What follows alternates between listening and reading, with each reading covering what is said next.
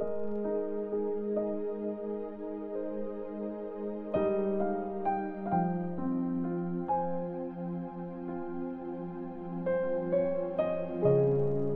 chapter 14.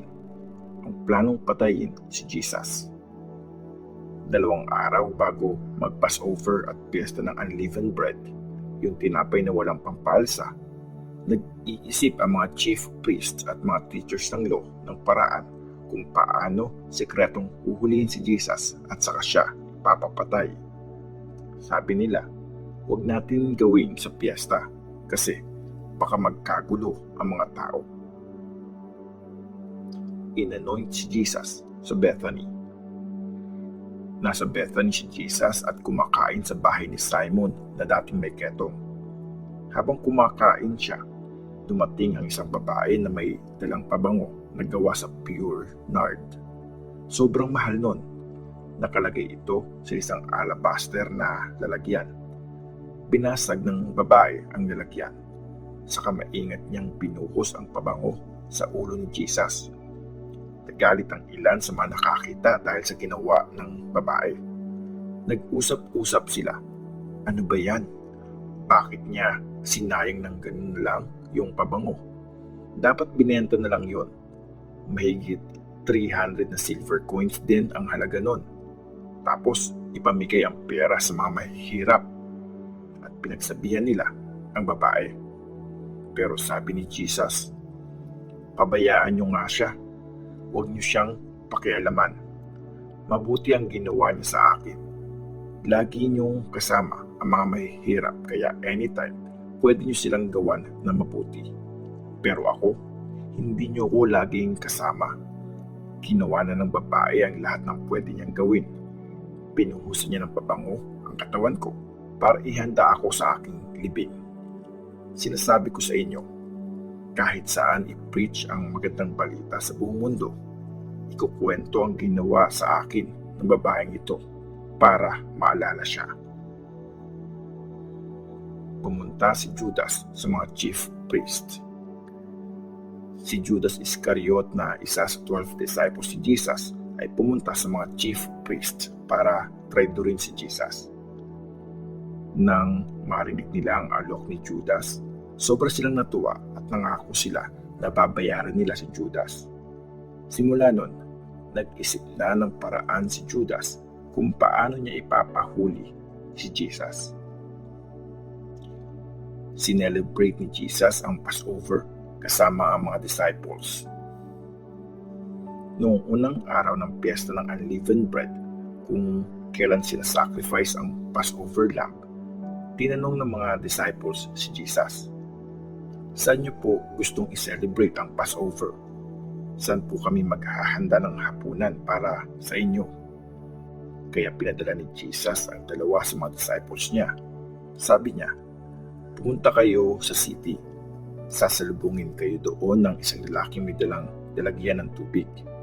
Sundan niyo siya sa bahay na papasukan niya. Tapos, kausapin niyo ang may-ari ng bahay. Sabihin niyo, pinapatanong po ng teacher kung saan kwarto siya mag-celebrate ng Passover kasama ang mga disciples niya. Tapos, dadalhin niya kayo sa isang malaking kwarto sa taas ng bahay. Maayos na ang kwarto at pwede lang gamitin. Maghanda kayo doon para sa atin. Kaya pumunta ang mga disciples sa city at nangyari nga lahat ang sinabi ni Jesus at hinanda nila doon ang Passover meal. Kinagabihan, dumating si Jesus kasama ang 12 disciples sa bahay na yon. Nung kumakain na sila, sabi ni Jesus, sinasabi ko sa inyo, tatraidorin ako ng isa sa inyo, yung kasama kong kumakain. Sobrang nalungkot ang mga disciples sa narinig nila kaya isa-isa nilang tinanong si Jesus, siguro naman po, di ako yun, di po ba? Sabi ni Jesus, isa sa inyong 12 ang kasabay kong magsasawsaw ng tinapay sa bowl. Mamamatay ang Son of Man, gaya ng sinabi sa Scriptures. Pero grabe ang mangyayari sa magtatraidor sa kanya. Mabuti pang hindi na lang pinanganak ang taong yun. Ang Last Supper. Habang kumakain sila, kumuha si Jesus ng tinapay at nagpasalamat sa Diyos. Hinati niya ito at saka binigay sa mga disciples. Sabi niya, "Kunin niyo to. Ito ang katawan ko." Tapos, kinuha niya ang baso ng alak. Nagpasalamat siya sa Diyos at binigay yon sa kanila. Isa-isa silang uminom doon. Sabi niya, "Ito ang dugo ko na pinuhos para sa maraming tao. Nagpapatunay ito na totoo ang pangako ng Diyos sa inyo. Mula ngayon, di na uli ako iinom ng alak hanggang dumating yung araw na iinom ako ng bagong alak sa kaharian ng Diyos." Kumanta sila ng isang hymn, tapos pumunta sila sa Mount of Olives. Sinabi ni Jesus na itidinay siya ni Peter. Sabi ni Jesus sa mga disciples niya, "Tatakas kayong lahat at iiwanan niyo ako. Kagaya ng nakasulat sa Scripture, papatayin ng Diyos ang shepherd at magkakawatak-watak ang mga tupa. Pero after nabuhayin ako ulit, mauuna ako sa inyo sa Galilee." Sumagot si Peter, "Hindi ko po kayo iiwan kahit iwanan pa kayo ng lahat." Sabi ni Jesus kay Peter, "Bago tumilaok ng 2 beses ang manok ngayong gabi, 3 beses mong itidinay na kilala mo ako." Pero lalong pinagpilitan ni Peter ang sinabi niya, "Kahit pa kasama niyo akong mamatay, hinding-hindi ko kayo itidinay." At ganun din ang sinabi ng iba pang mga disciples. Nagdasal si Jesus sa Gethsemane. Nagpunta si Jesus sa isang lugar na tinatawag na Gethsemane kasama ang mga disciples niya. Sabi niya sa kanila, "Umupo muna kayo dito. Magpe-pray lang ako." Sinama ni Jesus sina Peter, James at John. Sobra siyang nalungkot at naging balisa. Sabi niya sa 3, "Pakiramdam ko mamamatay ako sa grabing lungkot. Dito muna kayo, samahan niyo ako. Huwag kayong matulog." Naglakad palayo sa kanila si Jesus. Tapos, lumuhod siya sa lupa at halos nakadapa na. At pinag-pray niya kung pwedeng wag nang dumating yung oras ng paghihirap niya. Nag-pray siya, Tatay, please, alam ko pong kaya niyong gawin ang lahat ng bagay. Huwag niyo po akong hayaang maghihirap. Pero, sige po, kung ano ang gusto niyo, yun po ang masusunod, hindi yung gusto ko." Bumalik si Jesus at nakita niyang natutulog ang 3 disciples. Sinabi niya kay Peter, "Simon, natutulog ka ba? Hindi mo ba kayang manatiling gising ng kahit 1 oras lang? Huwag kayong matulog. Mag-pray kayo para hindi kayo mahulog sa tukso. Nakahanda ang espiritu, pero mahina ang laman." Tumayo uli si Jesus sa kanila para mag-pray. Pareho lang ang prayer niya. Pagbalik niya, naabutan na naman niya ang 3 disciples na natutulog sa sobrang antok nila. Hindi nila maidilat ang mga mata nila at di nila alam anong sasabihin nila kay Jesus.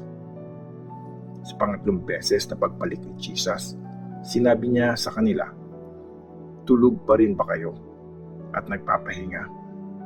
Tama na yan. Dumating na ang oras. Tinatraidor na ang Son of Man at ibibigay na siya sa mga makasalanan. Bumangon na kayo. Tara na. Nandito na magtatraidor sa akin." Hinuli si Jesus. Nagsasalita pa si Jesus nung dumating si Judas, isa sa 12 disciples. Marami siyang kasamang tao. May dala silang mga patalim at pamalo.